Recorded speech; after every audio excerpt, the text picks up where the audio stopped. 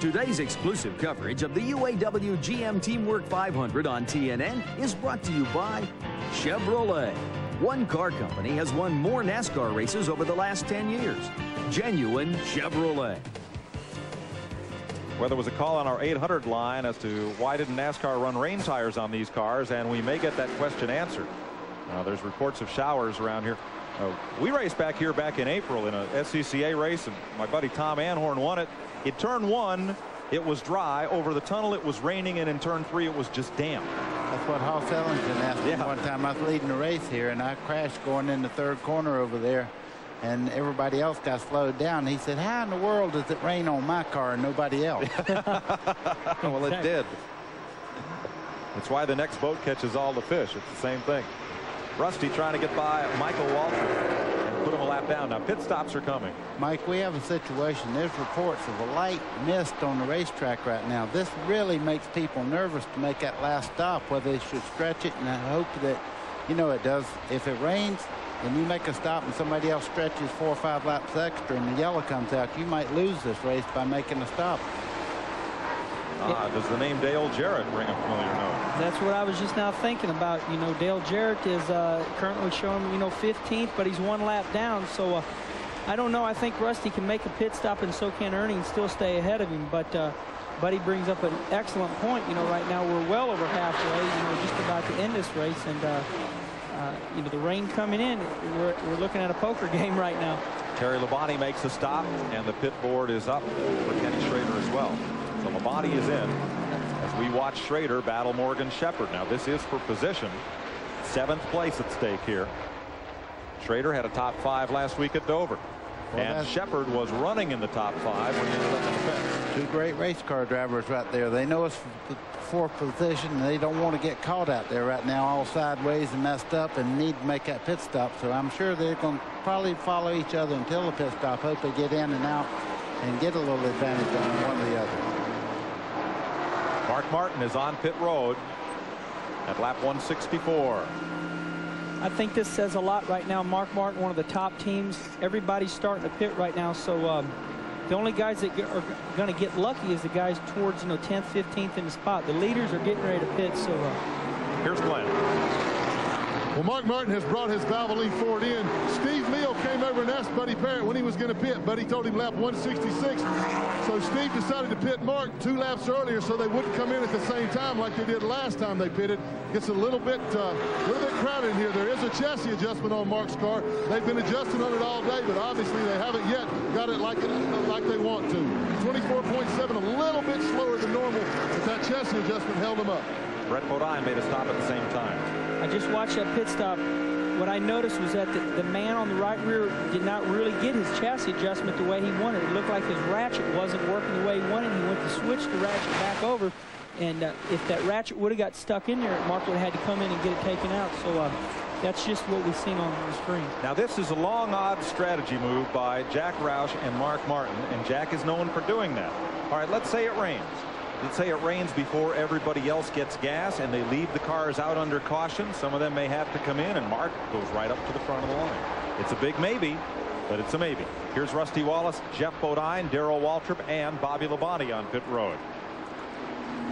This would be the last scheduled stop for Rusty, 55 miles an hour. Here comes Ernie Irvin down pit road right now, so that answers the question. Lead cars are definitely stopping on schedule. All right, Wallace coming in as Buddy Parrott had passed the word along at lap 166. Glenn? Well, Rusty Wallace brings the Miller Genuine Draft Ford in for his final pit stop. Again, it will be 4 tires. No chassis adjustment this time. They like the way the car is working right now. Got the right sides under, coming around to the left side. 28 car is also in at this time. I don't believe that anybody's going to be able to catch Rusty Wallace. Let's go back to Randy Pemberton now. We might have a major leak problem on the 28 car. They believe they may have just recently dropped the cylinder. Yes, this car is definitely sputtering. No question about it. I believe Ernie has lost the cylinder. Sounded awful when he took off there through Randy's microphone. Ted Musgrave and Jeff Gordon are getting service now at lap 166. Here comes Michael Waltrip in. He's the last car on the lead lap in 8th place. Now coming back up on the lead lap as these fellows pit will be Mark Martin and Brett Bodine. So we should have 10 cars on the lead lap as Mike Waltrip and Wally Dallenbach pit. Right side tires for Doug Hewitt's crew. Here's Randy. Well, you're right. This through. They're going to go possibly right sides only. Cast and go. Michael is revving the Benzo Pontiac. They are gone. A great gamble. 15-9. That kind of gamble paid off for Jeff Gordon at Charlotte Motor Speedway. He won the Coke 600. Morgan Shepherd in the pit lane with Ken Schrader. They've been racing along. They're going to pit together, try to get back out and draft up toward the front together again. That's terrible news about Ernie Irvan. He's run so well all day, and when you lose a cylinder here where you have to depend on your gear changes and everything, coming up to your speed, we John have Andretti. John Andretti in the wall. Look at the rear end. Look like they knocked the track bar off it. It's bouncing back and forth there side to side. We're going to stake green, it looks like. You got a key right here now. I don't know. The right front on that car is down. You see a bunch of stuff up under the car. He'll be lucky to make it back in here. John has been here very few times. Okay, I was just going to say, if he knows there's a cutoff, he's off, and it looks like there'll be no caution. Let's show you again what happened up in turn 1 to John Andretti driving Billy Hagan's car. It's outside Michael Waltrip there. The car gets up in the gray there and just washes right out into the wall. Man, he hit hard. Did a nice job of hanging on to that car. Let's show you again let's look from above. He just pancaked the whole right side of that car. Oh, when you hit that hard, it generally breaks the panhard bar that lines the rear end up and everything. He was lucky to hold that car straight. We're at 168 laps. We will stay under green as John Andretti pulls off onto the grass.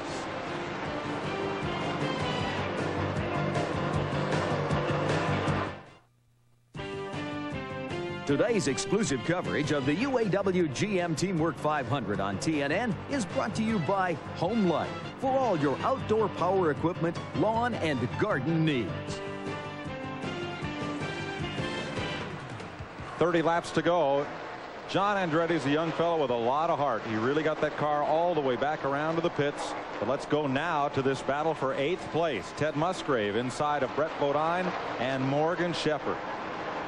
Remember a week ago, Shepherd and Bodine got a lot more than this close together on a couple of occasions.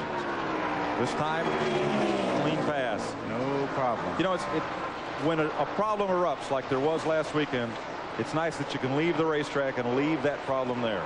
Well, we've talked about that so many times. Drivers are so uptight when they're racing that little things trigger, an emotional response. But that's what makes these guys good, is they have an ability to turn on and turn off. So they're not mad at each other right now. They're just racing hard. That'll move Musgrave up to 8th place. I'll make that 7th. Rick Mast was in 7th, but he has just made a pit stop.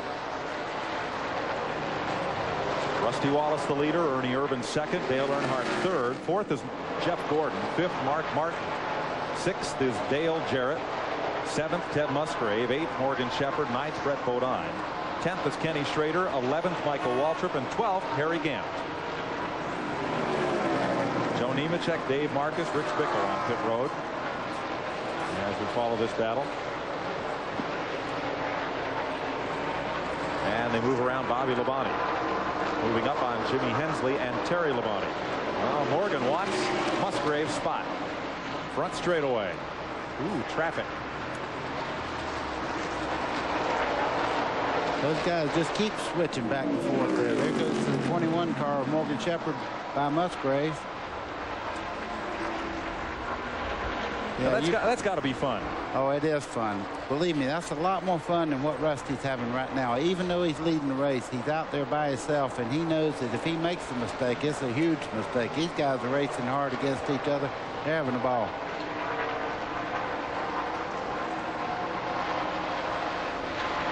All right, everyone's now made what should be their final pit stop. Roy Allen making that last stop.